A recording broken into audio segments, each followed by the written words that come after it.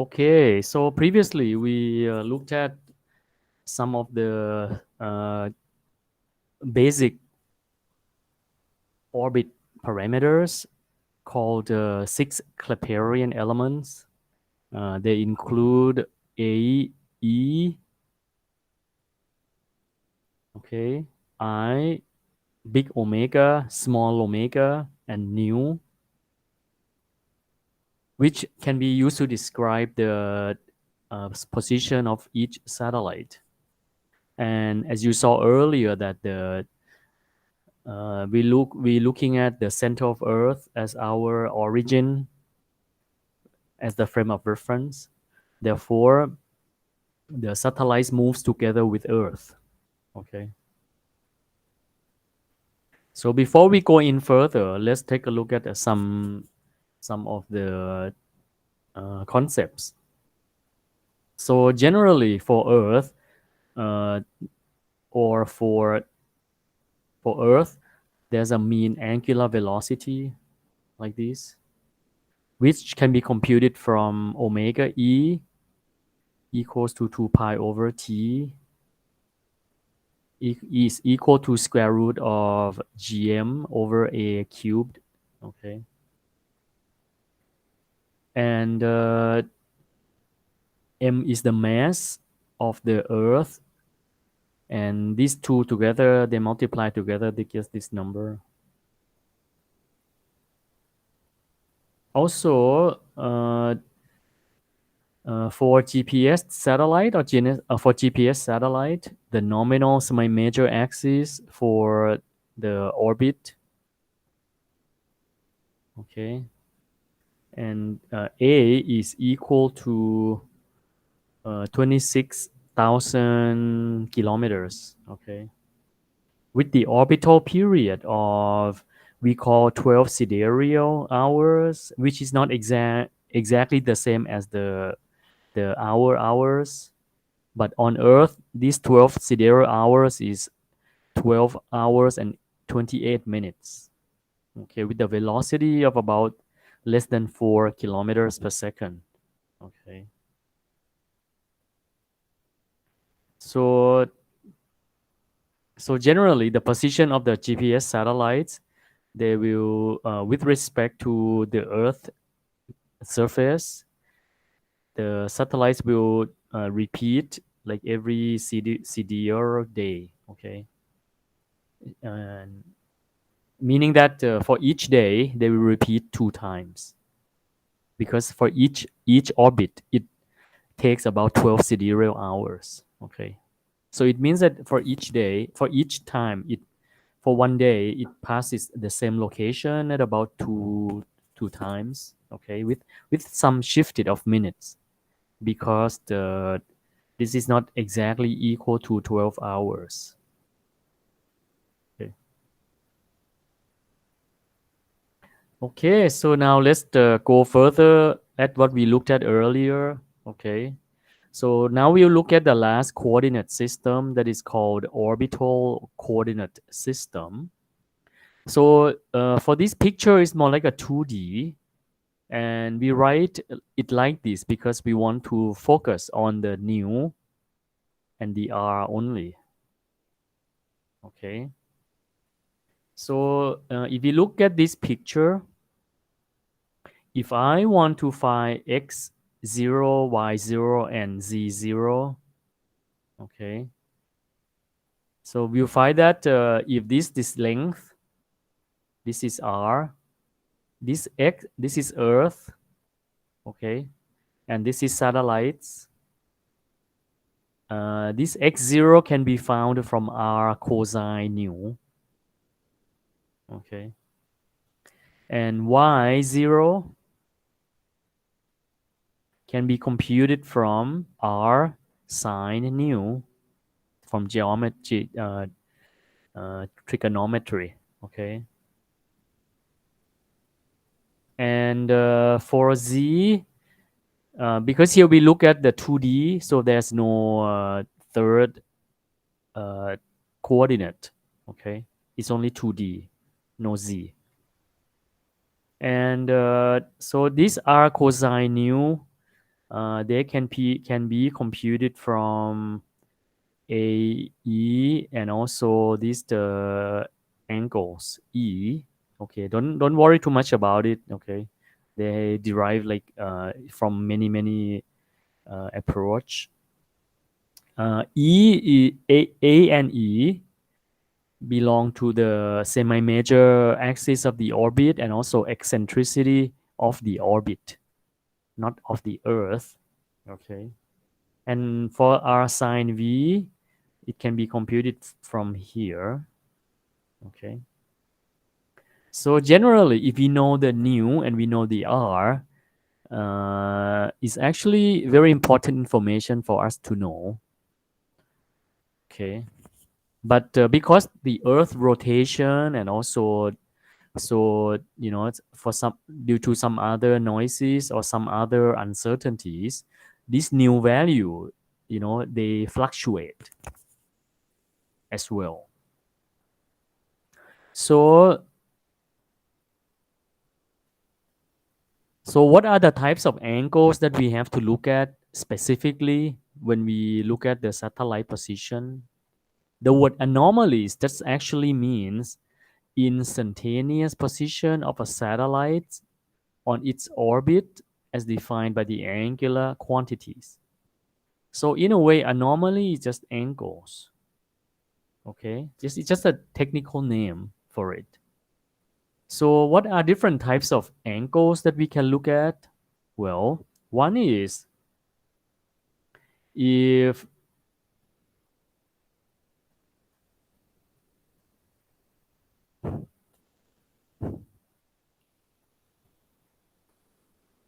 one is um,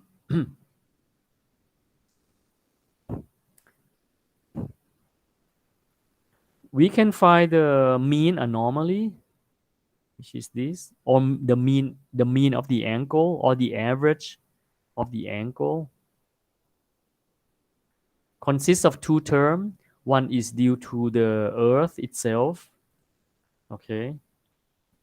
First of all, is due to the Earth at the time of perigee or TOE. Okay. At the time of perigee. So at the next time, so this is T. So this is a time difference. Okay. So these angles will be equals to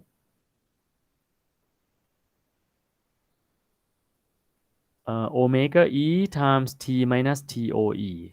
Okay, where omega E is the mean angular velocity. Okay, which is this value. So this is like the number of mean angular velocities of the satellite and multiply with time from the perigee.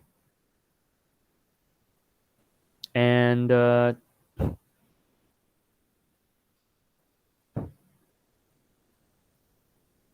and so for this term, so this is the mean anomaly or mean angle.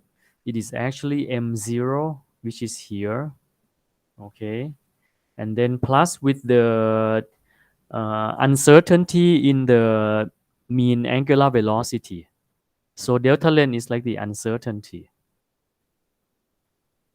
Because basically when it travels around, it doesn't travel uniformly. Okay. So this delta n will be introduced to account for such uncertainty.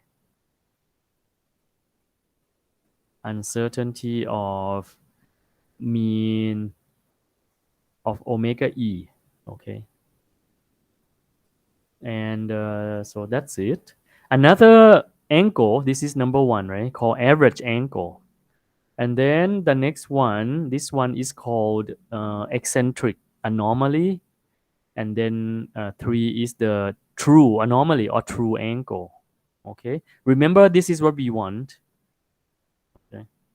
This is actually what we want. So normally people talk about another one is eccentric anomaly, which is the average angle and then plus e side of et And the term that we want the most is this true anomaly, okay, which is the real angle V here. Okay. And so this is V of t is equal to arctangent of square root 1 minus e square sine e and so on. Okay. And so we will use these properties also in the steps to compute the satellite position. Okay. So now let's take a look at what are the broadcast parameters in the GPS. So earlier we talked about 6 values, right? That are in red 1, 2, 3, 4, 5, 6. Okay. So these are the 6 parameters, 6 basic parameters, okay, that are transmitted by a satellite.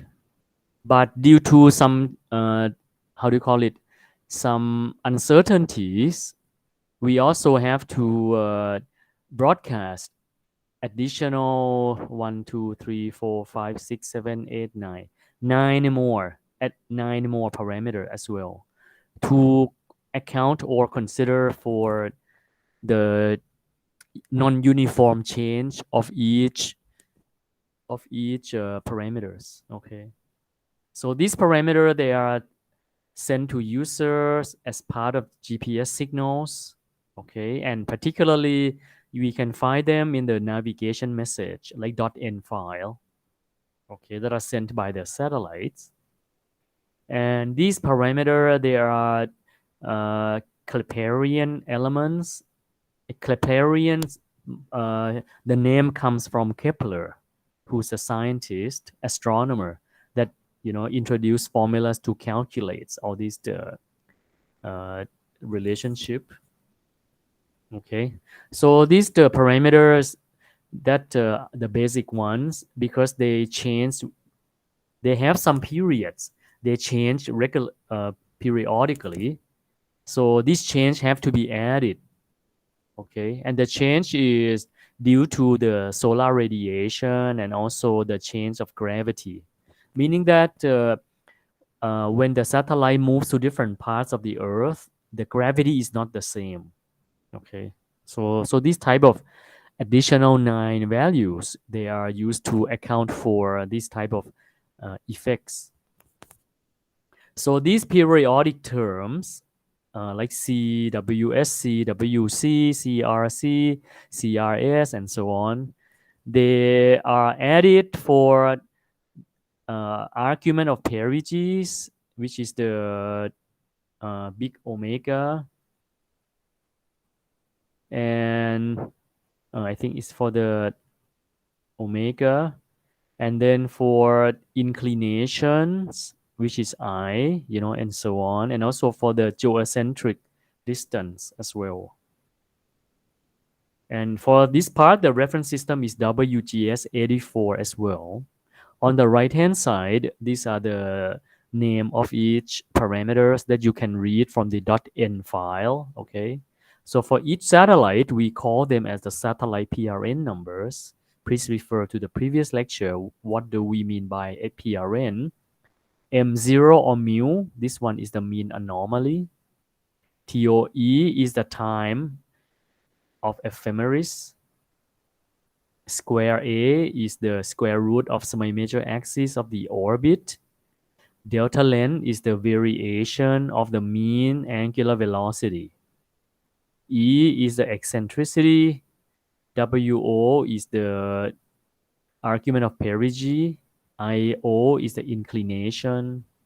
O means like initial, I think. And then I dot is this like the derivative of the inclination angle. So the inclination angle may change with some rate of change. Think of distance and velocity, something like that, no? Omega 0 is the right ascension on the horizontal line. And then we have omega dot, which account for the rate of change of the right ascension.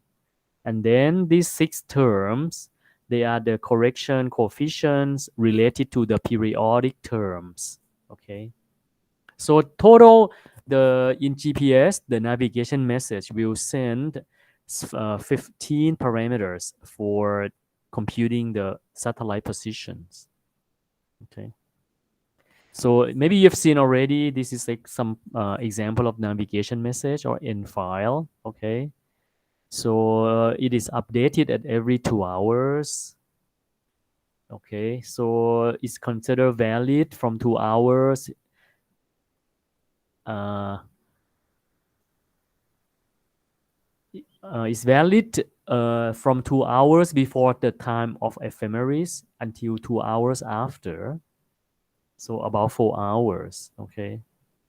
And they are distributed in ASCII format in the Rhinext file.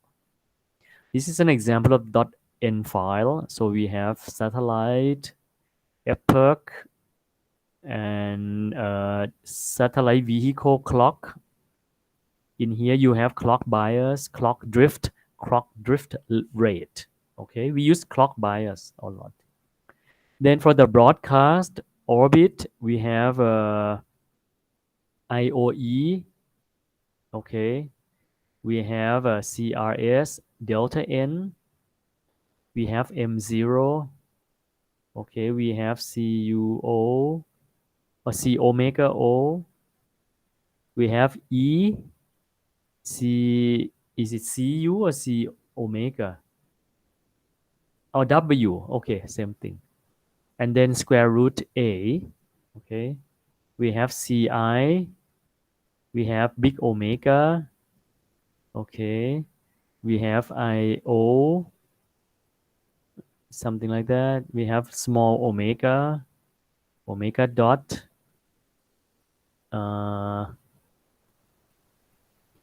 Wait. Omega dot. No, this one is the big omega dot. Okay. This one is I dot. Something like that. Okay. And there are also some other part like GPS weak, L2 data flag, the accuracy of the satellite vehicles, the health, TGD. This one is about the time and so on. Okay.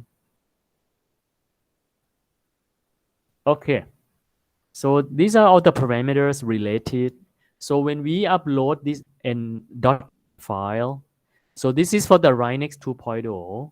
If you have Rhinext 3.0, there will be more information depending on each constellation. Okay. So when we read out, we'll have something like this. So this one is the time, hours, minute, and second. Okay. And then the first three numbers, they are coefficients, AFO, AF1, AF2. I will show that in the next slide in a minute. This is, I think, is for the clock bias or time offset, something like that. And then for the next line, there are 1, 2, 3, 4 values. They are IOE, CRS, delta len, and M0. Okay. For the third line, this is, I don't put them together because, just too crowded. So for the last line, they are SV accuracy, SV health, TGD, and IOD. For the third line, this one consists of 4 values, which are CUC, eccentricity, CUS, and square root of the semi-major axis. Then for the fourth and the fifth line, we have TOE, CIC, omega, CIS, I0, CRC, omega dot. And for the sixth line, we have I dot and other things. Okay. So that's how we utilize the .n message for later comparison computing. In your case, I mean, you don't need to write a program to extract all these parameters, but because we already have them in the lab, but we want you to understand what they mean. Okay. So before we go to the steps to compute the satellite position, let me go through some other information a little bit. So for the satellite clock bias, they don't give the values to us, in the ephemeris. Okay. So they give us the coefficient AF0, AF1, AF2. They also give us delta T relativity and also delta T GD. So it turns out that the satellite clock bias will depend on the time you want to look at the clock bias, okay, and the time of availability, I think. Then you need to know the effects of the relativity. Do you know what relativity means? Pure G. I think in Thai is ทฤษฎีสัมพัทธ์ Yes, I know. Yeah, it means that when you have different velocity, you know, uh, your clock runs differently. So you know what I mean? Yes, yes. Yeah.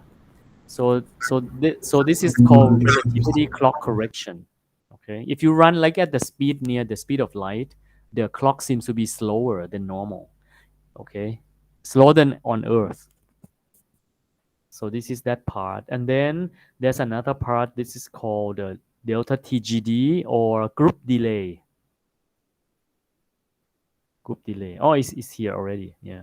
So this is called the differential clock correction, clock bias correction due to the electrical antenna delay, group delay, and so on.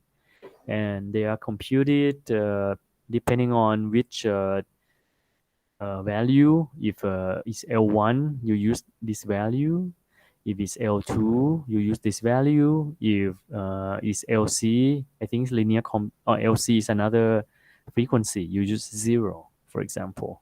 So okay, so let's not worry too much about clock bias now because for satellite position we don't need it. Okay, but you can keep that in mind, what they transmit and what they are for. Okay. And if you plot like satellite clock correction, at different time of day, you may get some correction once in a while like that. Okay. And each satellite may have different characteristics, so they need to be corrected. And if you add like T relativity and T group delay, the line will be curvy, you know, something like that. So that's what they mean when we use them. Okay. Okay. So now let's look at the navigation message. This part maybe I can go quick because I talk about it for many times. So for each super frame, there are each frame there are there are smaller frames, 5 smaller frames. Okay. And we call subframe, no? Yes. And then for each frame, we just transmit. And in here there are for each frame with five subframes, it takes about 30 seconds, okay, to transmit. And for each satellite you have to transmit these, one is for one satellite. Next satellite is for next one, next satellite, and so on. Okay. And so for each satellite, what do we receive? We receive like a TLM. This is telemetry information. Okay. This is like HOW, like hour of week. And then first subframe, we have clock correction, SV health. And then we have ephemeris parameters. Then we have almanac, ionospheric model, DUTEC, and almanac. Okay. And this constitutes the navigation message for one satellite. Okay. So for navigation message, one master frame has 25 frames. So this is all one master frame. One master frame. So total is 12.5 a second because each frame takes about 30 seconds for transmission. Okay. And so TLM is the 8-bit synchronization pattern. Okay. And HOW is hand over word and so on. Okay. What else?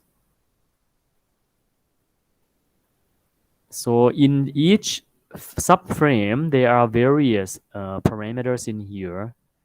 Okay, like TLM, HOW, and so on. Okay, there are also P. I think P is probably parity. Okay, so these are from this format. And almanac, what is almanac? Almanac is a coarse equivalence to the precise ephemeris. So do you know what I mean by ephemeris? G and pure. I think I use this word many times. So what does when we say ephemeris, what does it mean? No, teacher. It means now Short, yes, it's just navigation parameters that we transmit from satellite. You know, like all these angle, inclination, A, E. These are all called ephemeris. Okay, that's all. That's what we mean. Okay. And but for almanac, they have reduced number of bits for transmission, so they have reduced accuracy for orbits. Also, almanac will generally have like daily updates by the control center. They can also be downloadable from other website as well. Okay, so for almanac, they can be valid for about 2 weeks, but for ephemeris, they are valid for only for 4 hours. Okay. So let's go to the most important part of our lecture today. So in order to compute satellite orbits, there are 5 steps that we will do. Okay. First of all, uh, for each navigation message that is sent to us every 2 hours, they will be sent at TOE or ephemeris reference time. Okay. And they will send it in terms of second of week. Okay, starting from Sunday at midnight, or Sunday at 0 UTC. Okay, which is the night of Saturday or 0 o'clock of Sunday. Okay. Also, so these are the steps. If we need to know the satellite position at time T, after time TOE is transmitted to us every 2 hours. Let's say midnight, 2 o'clock, 4 o'clock. This is TOE. 0, 2 o'clock, 4 o'clock, by the all the way to 24 hours. Okay. If you need to know the satellite position at T data, we just subtract it from TOE. Okay. And then we can find the mean anomaly from mu0. Okay, from this parameter G times M, A delta length, and then this time from line 1. Okay, GM is just uh, the constant value, so you can use it. Okay, and then we can compute what is called eccentric anomaly. Okay, for here we will use iterative solution, meaning that run this in a for loop until E sort of like doesn't change so much. Okay. And lastly, then for step 1, we will obtain the value called true anomaly, which is new, using the formula, from the previous page. Okay. So this is step 1 to get mu. Okay. Next, step two, we will compute small omega r, and then I. Okay, small omega is the what's the name? What's the name? Oh, small omega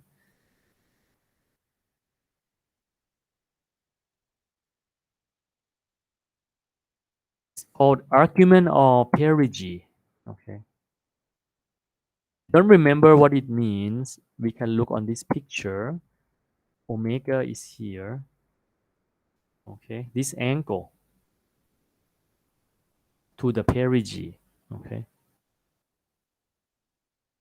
And next, so this is step 2. Because this value omega r and I, they are just not a linear equation. It has some periodic nature. So when we say periodic nature, it means it has a cosine and sine components. Okay, that's why we call periodic.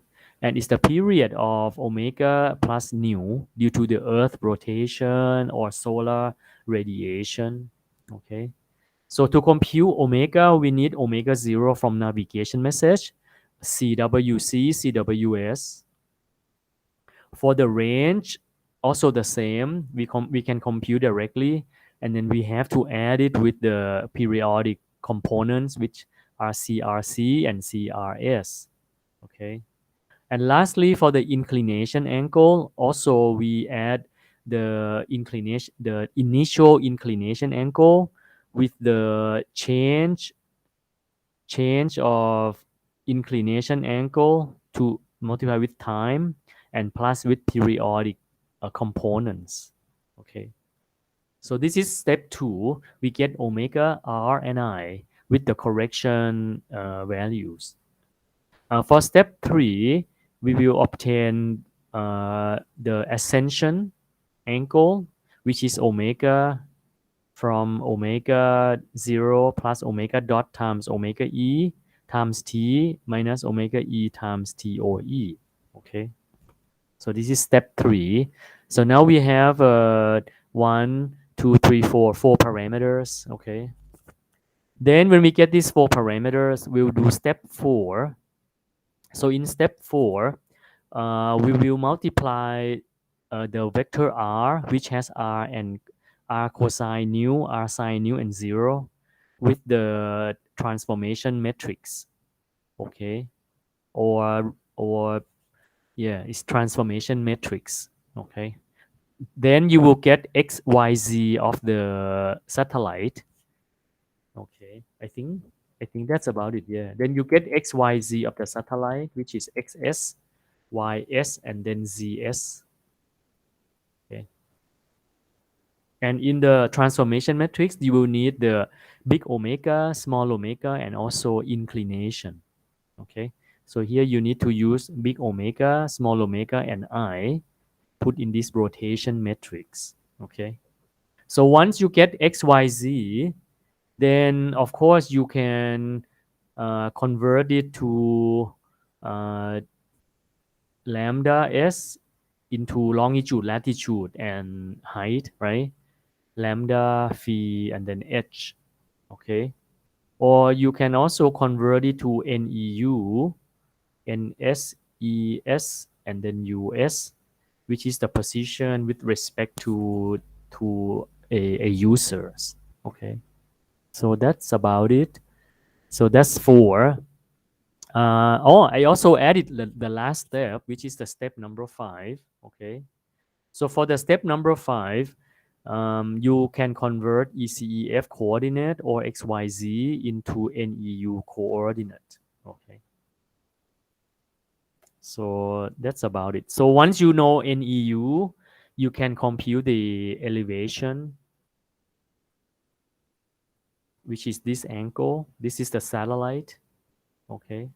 You can compute this angle using the trigonometry, which is xu over square root of xe square plus xn square. If you don't remember trigonometry, please go and review it. And for azimuth, okay, also this is the angle. So just the ratio between xe and then xn. Then you get this, the azimuth angle. Okay. And that's how when you try to find the sky plot, for example, the process, you will have to go through all this process of 5 steps in order to get this elevation and azimuth and put on the sky plot and so on. Okay. And the last part, let me see maybe only few slides. I can go very quickly. Okay. I think this part you talk about it already, universal time. So universal time is measured directly from the ground station with technology called VLBI, but it's not uniform because of the polar motion. So when it's corrected for such polar motion, we call it UT1. Okay, and it has a very low instability. Okay, and there's another system which is called Coordinated Universal Time, or UTC. So one UTC is equal to one TAI second. TAI is like the atomic time. Okay. UTC is just like a average of UT1 around the world. So for the TAI and UT, so there are some differences. Okay. There's there are some differences between UTC and TAI. And they say that because of normally the acceleration of the Earth rotation, the TAI will increase continuously with respect to UTI. And so when we adjust time to match the irregular Earth rotation, so this become UTC, okay? And UT1 and UTC, the difference is less than 0.9 second, okay?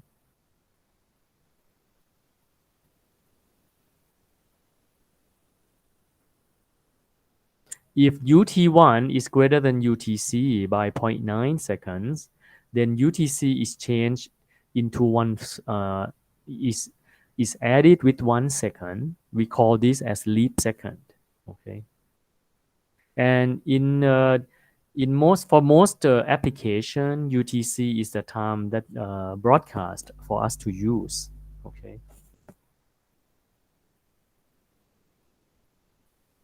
And additionally, the difference between TI and UTC also increases with time. The next page will be much easier to see. At the currently is about 33 seconds. So let's go to this picture. This is what we saw together last time, no? This is TAI, this is UTC. So it has this leap second thing, occurs once in a while, okay? So GPS can be computed based on TAI.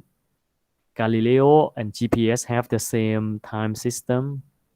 For Peto is about 33 seconds away from TAI. And then GLONASS, okay. So for this system time, they compare with the TAI because TAI is very precise. It's atomic time of cesium. But UTC is because it accounts for the Earth rotation, so they use more. Okay. Then lastly, let me take a look at two more slides. So for GPS time, there are two parameters that we need to look at. One is the week number. Week 0 starts from 5 January 1980s. Okay. And then for each week, we look at second of week, or SOW. It starts from 0 o'clock on Sunday. Okay. So let's go and look at some of these websites that we can use when you have question about how to translate. So let me go to the first. Let me go to the first link first. Okay. So this first link will show us all the week, but the second link will be the computation that we can add in information and then find GPS week and GPS second. Okay. So this page is the from NOAA organization. Okay. In US, and it shows the GPS week here.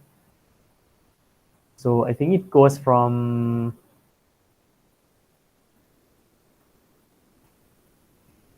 where okay, so we can look at this all the way back on different weeks.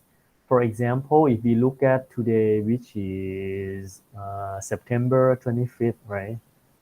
September 25th, which is this is 2020 2020, not 2021, sorry. 2021, okay. So these are all the week, they increase it, by 1 week, each week. If I look at September 25th, no? So this is September 25th. This is it. It's a Saturday, So this is the GPS week is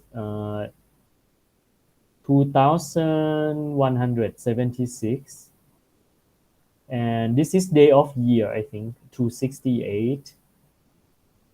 Okay. So this is 2176 and 268. Okay. So if we look at, help me remember, okay. So today is September 25th, right? 2021. So week number is, what was it? Can you read it for me?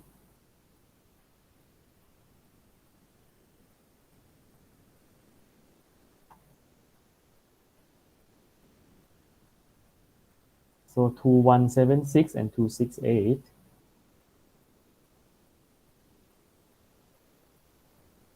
Okay. And then for second of week, we can use another web to help. And I think the next one also helps.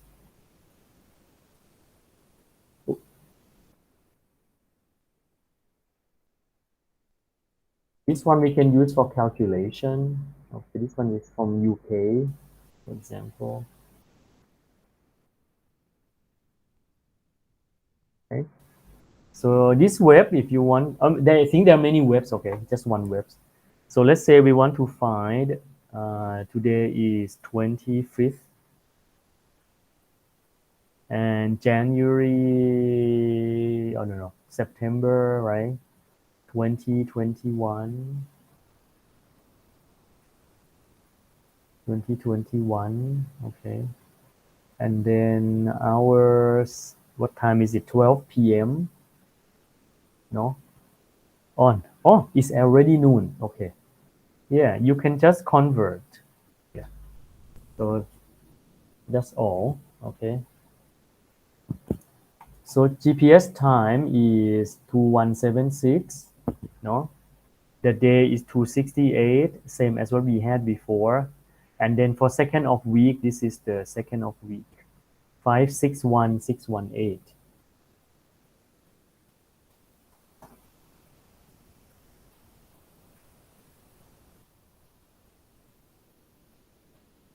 Second of week. Okay.